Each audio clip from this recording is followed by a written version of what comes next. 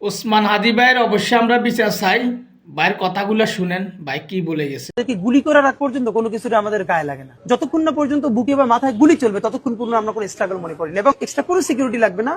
শুধু আমাদেরকে যদি কেউ গুলি করে মেরে ফেলে তাকে যেন ধরে বিচার করা হয়। আপনি যদি আজকে আমাকে, জাবেরকে, আমাদের টিমকে মেরে ফেলেন এবং তার যদি বিচার করতে না পারেন, তাহলে নতুন কেউ জন্মাবে না। শুধু এই জন্য তার বিচার করে ফেলতে হবে, আর কিছু স্পেশাল সিকিউরিটি লাগবে না। ওসমান ভাইয়ের বিচার যদি না পায় তাহলে হাজারো ওসমান চলে যাবে।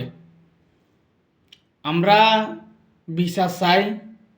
বাইরে যারা খুন করেছে, বাংলাদেশে যদি একবার বিচার হয় তাহলে এভাবে আমাদের এই বড় ভাইদেরকে আমরা আর হারাবো না।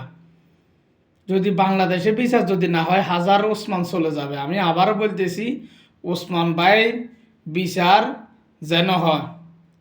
ওসমান ভাই অনেক ভালো, আমি তার সব ভিডিও দেখছি। সে যদি থাকতো বাংলাদেশে, বাংলাদেশ অনেক সুন্দরভাবে চলতো। মানুষ সাদাবাজ ভাই একবার ঠিক করে এলে তো কোনো দুর্নীতি বা সাদাবাজ থাকতো না। তো বাইরে যারা খুন করেছে, আমি কোনো রাজনীতি করি না, কোনো দলের না। তো ভাইয়ের কথাগুলো ভালো লাগছে। ভাইয়ের বিচার অবশ্যই চাই আমরা।